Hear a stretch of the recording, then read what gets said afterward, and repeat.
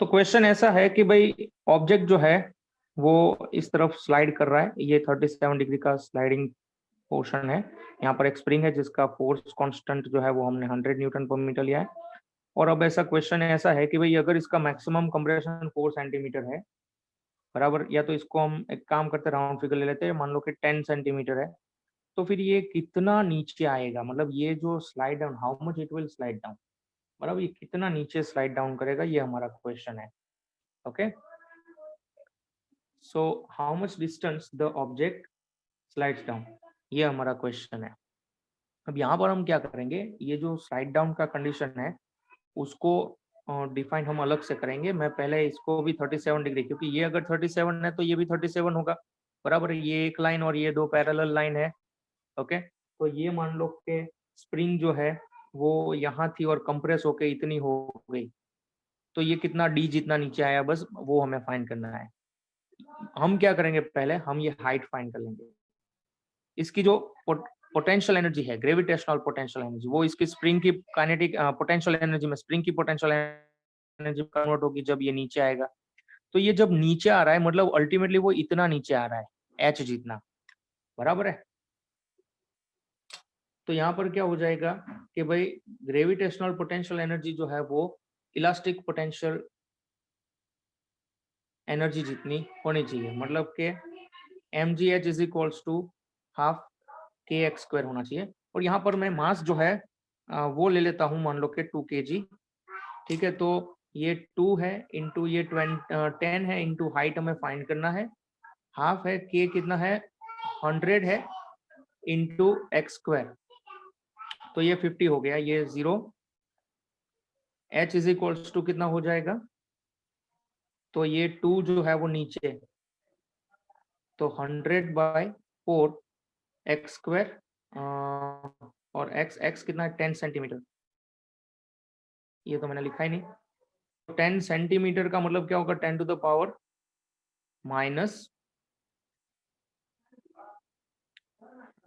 क्या था, हाँ 10 to the power minus 1 metre, क्योंकि 10 सेंटीमीटर है, बराबर है। x जो है वो कितना है 10 centimetre, that is 10 to the power minus 1 metre. तो h कितना हो गया 25 into 10 to the power minus 1 के हिसाब से 2.5 metre. So this is h। अब हमें फाइंड क्या करना है, हमें फाइंड करना है कि भाई d कितना होगा। तो d डिस्टेंस कितना हो जाएगा, यहाँ से अगर मैं साइन 37 लिख रहा हूँ, साइन 37, देखो आप, तो साइन 37 कितना होगा h upon D, h upon D, हमें ये d फाइंड करना है।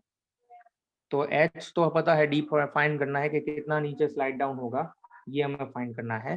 तो h अपॉन दिस d कैसे करेंगे हम, तो 37 है तो सामने 3 एडजेसेंट 4 और ये 5 होता है, तो क्या हो जाएगा sine 37 3/5, sine 37 equals to h upon d 3/5 and h upon d, दोनों एक ही बात है। तो फिर d इज इक्वल्स टू क्या हो जाएगा 5/3h, तो फिर d कितना हो जाएगा 5 इंटू 2.5/3, बराबर है 7, कितना हो जाएगा ये 12.5/3, 12.5/3, तो 4 पॉइंट कितना होगा ये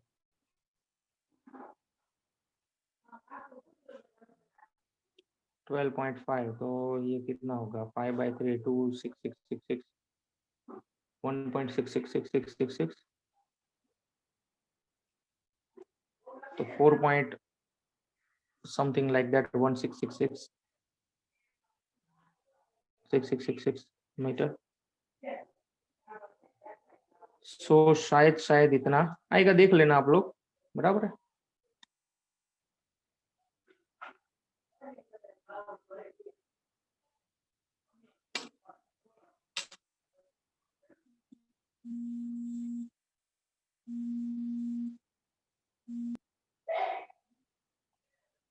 okay, so now this was related to the spring, बराबर। अब इसमें फ्रिक्शन भी ऐड कर सकते हैं। फ्रिक्शन वाला क्वेश्चन मैं अभी फिलहाल नहीं ले रहा हूँ, बाद में हम लेंगे वो क्वेश्चंस।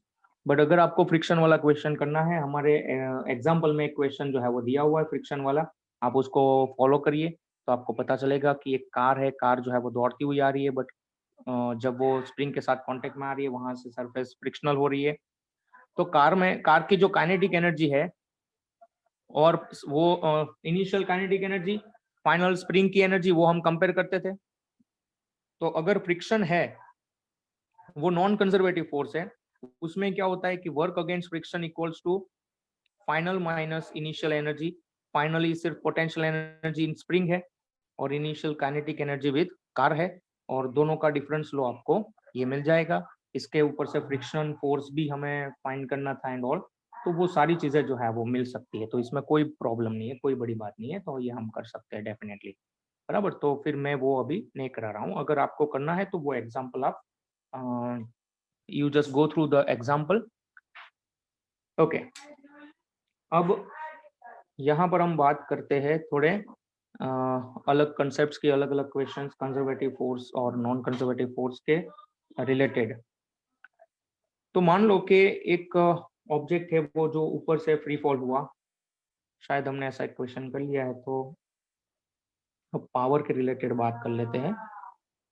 तो पावर जो है वो क्या होता है, पावर को हम पी से रिप्रेजेंट करते हैं। And what is P? It is equals to work per time, या तो यूज्ड एनर्जी और change in energy per time, per unit time. और इसका जो रिलेशन होता है डी डब्ल्यू बाई डी टी, या तो और एल्स डेल्टा डब्ल्यू by delta t. Average form में है तो ये, और इंस्टेंटेनियस फॉर्म में है तो ये।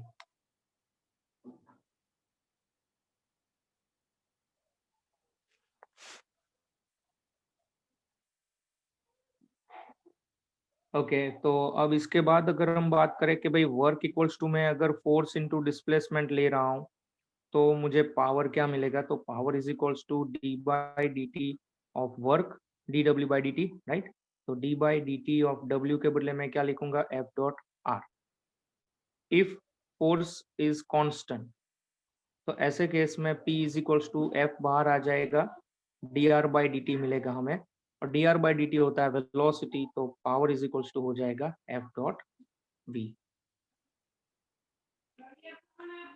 ठीक है, तो ये एफ डॉट वी हो गया। मान लो कि थोड़े क्वेश्चंस इसके ऊपर के लेते हैं, थोड़े नहीं बहुत सारे वैसे, बट इसमें से few of them we are taking. Next lecture में हम इससे आगे बढ़ेंगे, बराबर है। तो पहला जो रिलेशन है कि भाई हमने फोर्स अप्लाई किया, फोर्स अब जो अप्लाई किया वो है मान लो कि 30 न्यूटन, और हमें फाइंड करना है power at 4 second. Power at 4 second कितना होगा ये हमें फाइंड करना है। तो 4 सेकंड के बाद वेलोसिटी कितनी होगी पहले फाइंड करना पड़ेगा। मास जो है वो दिया हुआ है 10 kg, ठीक है। तो अब हमें सबसे पहले तो क्या फाइंड करना पड़ेगा? वेलोसिटी। v का रिलेशन क्या है? v0 plus a T. Object was at rest, तो स्टार्ट कर रहा है, मान लो u जो है वो 0 है। तो यहाँ पर क्या हो जाएगा कि पहले acceleration, acceleration is force upon mass 30 upon 10, तो उस हिसाब से a is equals to 3 metre per second square, तो ये एक्सेलरेशन हो गया। Now what is velocity? v is equal to u plus a t, ये लेना पड़ेगा। क्यों? क्योंकि u 0 है, a हमें मिल गया, टाइम दिया हुआ है, तो u is v is equal to u plus a t formula रख के v मिलेगा। क्यों? क्योंकि पावर की फॉर्मूला क्या है? Force into velocity. तो फोर्स तो दिया है बट वेलोसिटी पता नहीं है, तो वेलोसिटी फाइंड करनी पड़ेगी।